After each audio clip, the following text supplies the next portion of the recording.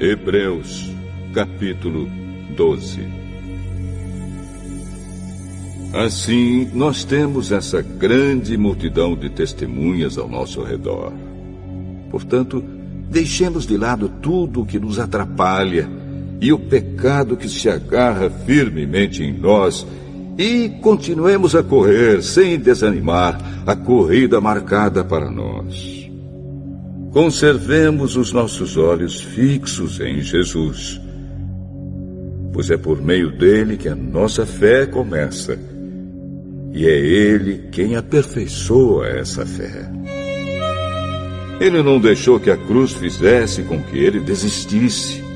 Pelo contrário, por causa da alegria que lhe foi prometida, ele não se importou com a humilhação de morrer na cruz, e agora está sentado do lado direito do trono de Deus. Pensem no sofrimento dele e como suportou com paciência o ódio dos pecadores. Assim vocês não desanimem, nem desistam, porque na luta contra o pecado vocês ainda não tiveram de combater até a morte. Será que vocês já esqueceram as palavras de encorajamento que Deus lhes disse, como se vocês fossem filhos dele? Pois ele disse: preste atenção, meu filho, quando o Senhor o castiga, e não se desanime quando ele o repreende. Pois o Senhor corrige quem ele ama e castiga quem ele aceita como filho. Suportem o sofrimento com paciência, como se fosse um castigo dado por um pai, pois o sofrimento de vocês mostra que Deus os está tratando como seus filhos. Será que existe algum filho que nunca foi corrigido pelo pai?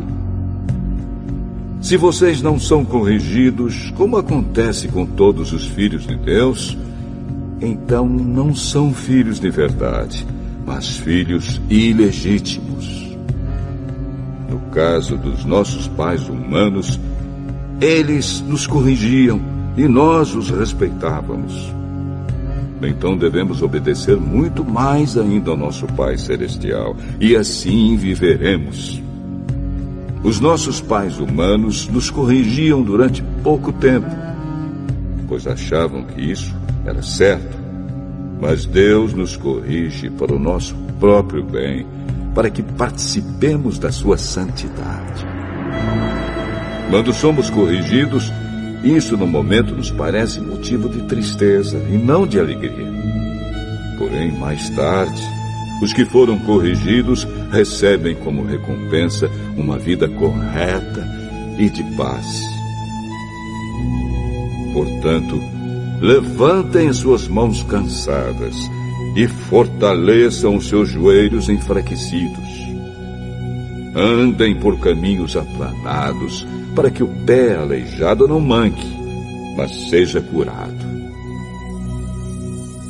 Procurem ter paz com todos e se esforcem para viver uma vida completamente dedicada ao Senhor, pois sem isso ninguém o verá.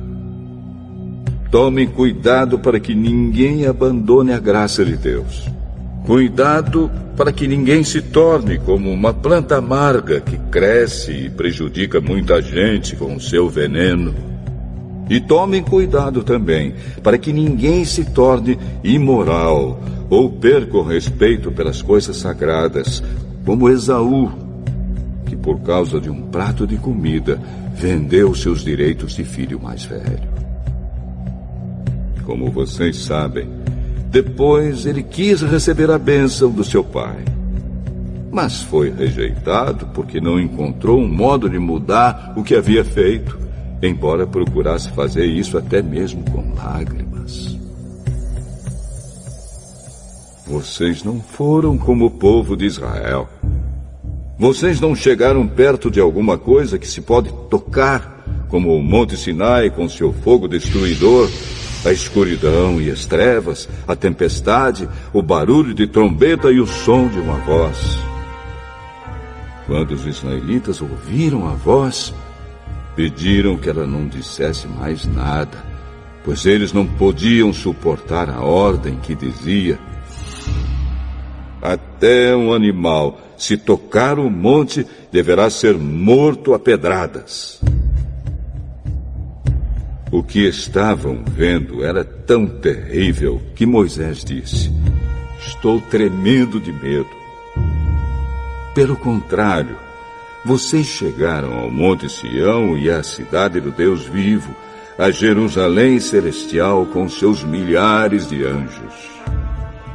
Vocês chegaram à reunião alegre dos filhos mais velhos de Deus, isto é, daqueles que têm o nome deles escrito no céu.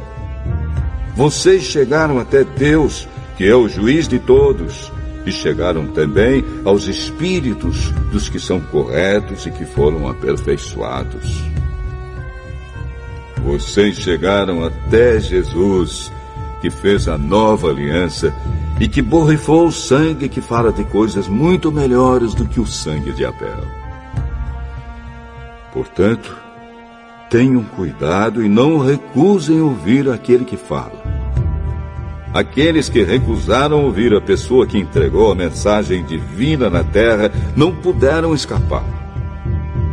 Por isso, muito menos escaparemos nós se rejeitarmos aquele que lá do céu nos fala.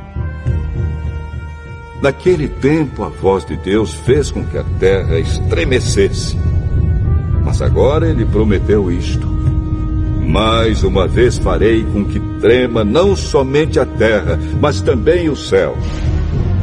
As palavras "mais uma vez" mostram bem que as coisas criadas serão abaladas e mudadas, para que as que não podem ser abaladas continuem como estão. Por isso, sejamos agradecidos, pois já recebemos um reino que não pode ser abalado. Sejamos agradecidos e adoremos a Deus de um modo que o agrade, com respeito e temor. Porque, na verdade, o nosso Deus é um fogo destruidor.